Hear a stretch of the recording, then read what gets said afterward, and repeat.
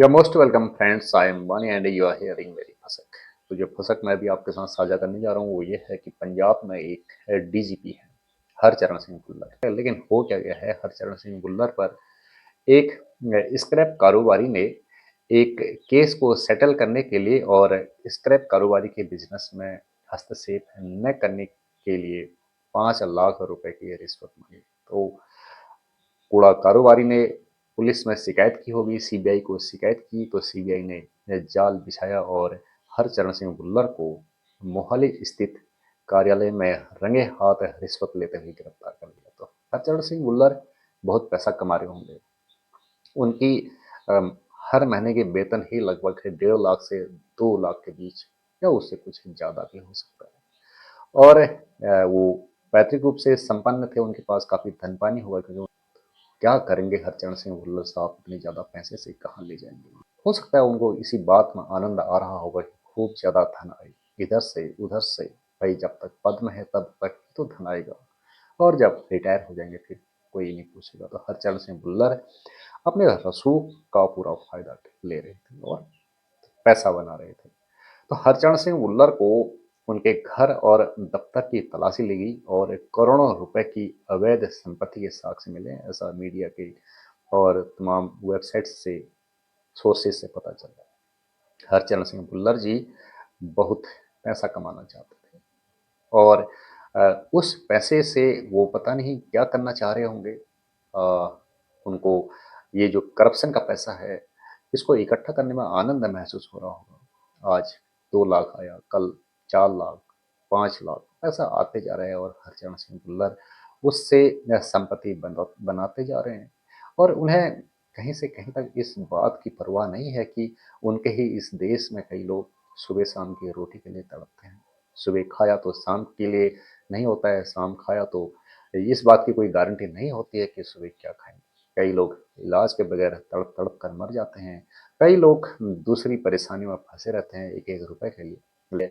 और जो इतना धन पानी हरचरण सिंह भुल्लर या दूसरे अपराधी, दूसरे लोग भ्रष्टाचार से कमा रहे, कहाँ ले जाएंगे। इसमें आदमी को ऐसी बीमारी भी लग सकती है कि उसने जो भ्रष्टाचार से अनुचित तरीके से धन बना रखा है वो उसके काम में लगे। तो हरचरण सिंह भुल्लर जी के बारे में कहा जा रहा है कि इन्होंने बहुत ज्यादा संपत्ति इकट्ठा की है।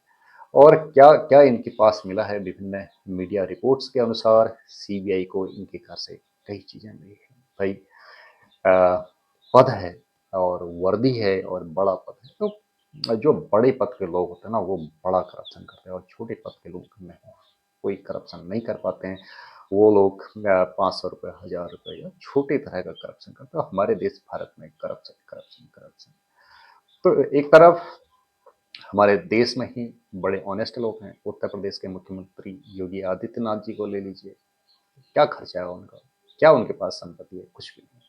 प्रधानमंत्री मोदी जी, वो उनको जितना सैलरी मिलता है वो रिटायरमेंट के बाद उसको भी दान कर देते हैं। आपको पता है गुजरात से जब प्रधानमंत्री मोदी जी दिल्ली प्रधानमंत्री का कार्यभार ग्रहण करने आए थे, उन्होंने जो भी गुजरात में पैसा कमाया था वो किसी संस्था को दे दिया। तो एक तरफ ऐसे लोग और दूसरी तरफ भुल्लर जी जैसे लोग हैं जो करोड़ों रुपया बना रहे हैं। इन लोगों को ऐसा ऐसी समझ इनके मन में क्यों नहीं आती है कि भाई हम उन लोगों से कुछ सीखें, कुछ ज्ञान लें और इतना अवैध तरीके से धन न कमाएं। भाई जो लोग करप्शन से पैसा कमाते हैं वो दूसरे को भी करप्शन करने की छूट देते हैं। तो इन लोगों को बड़े पदों पर रहने का अधिकार नहीं होना चाहिए। और भारत में यार अभी जो ब्यूरोक्रेसी है ना, इसमें काफ़ी सुधार की आवश्यकता है। एक बार ये लोग बड़े पद पर पहुंच जाते हैं तो फिर इनको वापस बुलाने का कोई नियम नहीं है। सस्पेंड होते हैं फिर बहाल हो जाते हैं। बहुत कम अधिकारी जो है वो टर्मिनेट होते हैं या फिर डिमोट होते हैं। तो हरचरण सिंह भुल्लर जैसे लोगों को जो डीजीपी पद पर है, अगर इनको वहां से डिमोट करके पुलिस का जवान बना दिया जाए तो ये काम नहीं करेंगे, रिटायरमेंट ले लेंगे। तो ऊंचे पद पर चयन, और ऊंचे पद पर जब एक बार चयन हो जाता है, भ्रष्टाचार करने के लोगों के पास, जो भ्रष्टाचार करने की मानसिकता के लोग हैं, इन पर लगाम नहीं लग सकती है और लगाम लगाने का कोई तरीका भी नहीं। बड़ा घर है, बड़ा खानदान है, पैतृक संपत्ति होगी, खूब सारी ज़मीन होगी। तो इनके पास जो मिला है सीबीआई को, वो मिला है 5 से साढ़े 7 करोड़ रुपए नकद मिले हैं। तो साढ़े 7 करोड़ रुपए नकद मिले हैं भाई हरचरण सिंह भुल्लर जी, मज़ा आ गया आपके पास, बहुत संपत्ति है, क्या करेंगे? ये शरीर नश्वर है, एक न एक दिन मर जाना है। और हो सकता है जिनके लिए आप इतना पैसा कमा रहे थे, वो क्या गारंटी है वो अ, आपसे अच्छी नौकरी में लग सकते हैं, वो बिजनेसमैन बन सकते हैं, फॉरेन जा सकते हैं, या फिर ऐसा भी हो सकता है कि आप जिनके लिए इतना पैसा इकट्ठा कर रहे हैं वो अस्वस्थ हो जाए, उनको हमारा कितना पैसा इस चीज़ की कोई सूझबूझ ही नहीं रही। तो हरचरण सिंह जी यार, आपने 5 से साढ़े 7 करोड़ रुपया अपने घर में नकद रखा है, आपके पास लगभग 1.5 किलो सोना है। बताया जा रहा है कि सीबीआई को आपके घर में 22 से लेकर 26 तक लगभग 20-25 आपके पास महंगी महंगी घड़ियां हैं। एक रोलेक्स घड़ी भी है आपके पास, ओमेगा घड़ी भी है। भाई हरचरण सिंह जी जरा सोचो ना उन गरीबों के बारे में, जिनके पास पहनने के लिए कपड़ा नहीं है, जिनके पास जो सोचते हैं भाई दवाई खरीदें या न खरीदें। और कई लोग तो ऐसे होते हैं कि बीमार पड़ते हैं लेकिन 100-500 रुपये बचाने के चक्कर में सीधे फार्मासिस्ट के पास जाते हैं, डॉक्टर के पास नहीं जाते हैं, क्योंकि उनको पैसे की आवश्यकता है, उनकी कमाई कम है। लेकिन हरचरण सिंह भुल्लर जी के बारे में सीबीआई के स्रोत से पता चला है, मीडिया बता रहा है, इनके पास 22 से लेकर 26 लग्जरियस घड़ियां हैं। क्या करेंगे हरचरण सिंह जी, कितनी घड़ियां पहनेंगे? एक बार में तो आदमी एक ही घड़ी पहनता है, तो क्या आप घड़ियों को चेंज करके पहनते थे? यार Harcharan Singh ji, it's not good. You have made a lot of money and a lot of luxurious watches. अब आपके पास मर्सिडीज भी है, ऑडी भी है, ऐसी और भी गाड़ियां आपके पास हो सकती हैं, होंगी। आपके पास कई हथियार हैं, गोला बारूद भी आपने रखा है, जोड़ रखा है। परिवार या कुछ दूसरे लोगों के पास 50 से ज़्यादा संपत्तियों के कागजात हैं, मतलब आपने बेनामी संपत्ति भी बना रखी है। हरचरण सिंह जी क्या करेंगे इतने धन का, कहाँ ले जाएंगे? लेकिन ये भी कहा जाता है ना, वीर फूल की आप वसुंधरा, जो वीर होते हैं वो धरती की सुख सुविधाओं का भोग करते हैं, लेकिन आप वीर नहीं हैं, आपने ये भ्रष्ट तरीके से कमा रखा है। तो हरचरण सिंह जी, क्या आपके मन में ये विचार आया कि यावत जीवेत सुखम जीवेत हरिणं कृत्वा घृतं पिबेत? एक हमारा उपनिषद है, मुंडकोपनिषद, उसमें कहा गया है यावत जीवेत सुखम जीवेत हरिणं कृत्वा घृतं पिबेत, जब तक जियो सुख से जियो, ऋण लेकर घी पियो। तो आपने ऋण लेकर घी तो नहीं पिया, लेकिन आपने जितना करप्शन किया Harcharan Singh ji, it's amazing, wonderful. तो अब क्या हुआ है, आपको गिरफ्तार कर लिया गया है, 14 दिन की जुडिशियल कस्टडी में भेज दिया गया है। तो कैसे रहेंगे आप 14 दिन वहाँ? आप तो बड़े रसूख वाले इंसान हैं, रहे हैं, और डीजीपी रहे हैं, आपको सरकारी गाड़ी मिली होगी, चमचमाती हुई आपकी गाड़ी होगी, आपके आगे पीछे पुलिस के आपके सबॉर्डिनेट होते होंगे, लोग आपको सलाम ठोकते होंगे, जब आप किसी पार्टी में जाते होंगे तो लोग कहते होंगे साहब आ गए, साहब आ गए, लोग आपके लिए रास्ता खाली कर देते होंगे।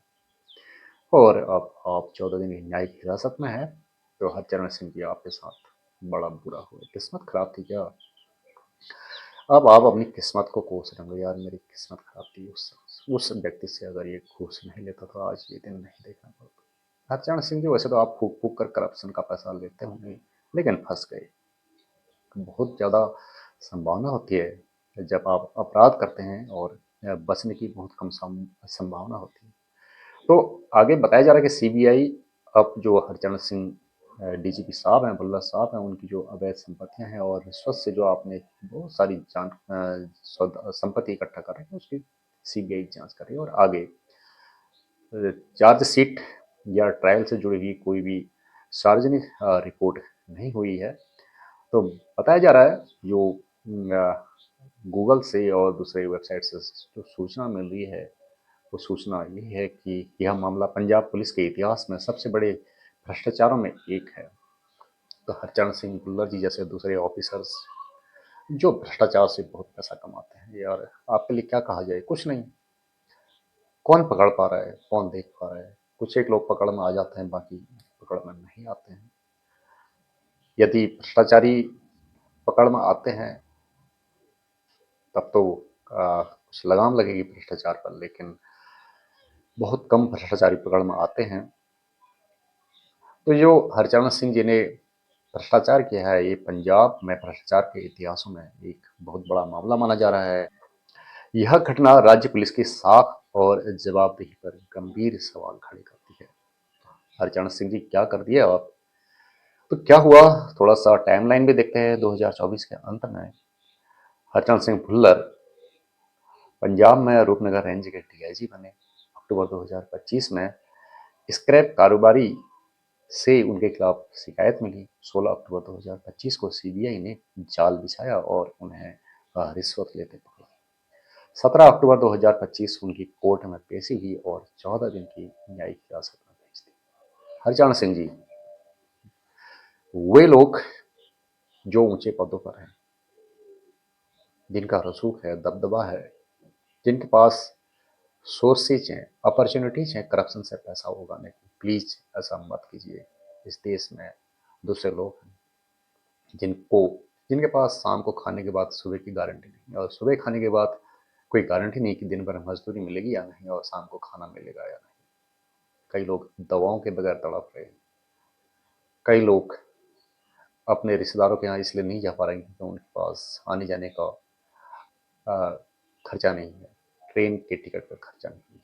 कई लोग हैं हमारे देश में जो बहुत विकट स्थिति में जी रहे हैं, और आप लोग कितना करप्शन का पैसा इकट्ठा करेंगे, कहाँ ले जाएंगे? रहोगे तो इसी धरती में, खाओगे तो रोटी ही, सोओगे तो बिस्तर में ही। क्या आप जो नींद सोते हैं वो आपकी नींद कुछ स्पेशल टाइप की होती है क्या? जो आप सांस लेते हैं वो हवा स्पेशल टाइप की होती है क्या?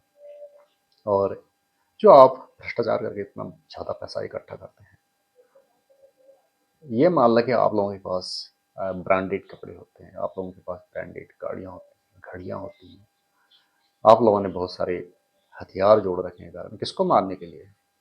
लोगों को दिखाने के लिए हम बड़े हैं। ईश्वर के आगे ना कोई बड़ा नहीं होता है, एक दिन सबको मौत के सामने सरेंडर करना पड़ता है, छोटा या बड़ा। आप ऐसा काम कीजिए ना जो दूसरों के जीवन को बेहतर करे। क्या कर रहे थे इतने पैसे? क्या सोच लिया था इतना पैसा इकट्ठा करने के बाद क्या करूँगा? तो भारत में या दुनिया में जो भ्रष्टाचारी हैं, इनके खिलाफ सख्त केस, सख्त कार्रवाई तो होनी ही चाहिए और सबक सीखना चाहिए दूसरे लोगों ने। नमस्कार।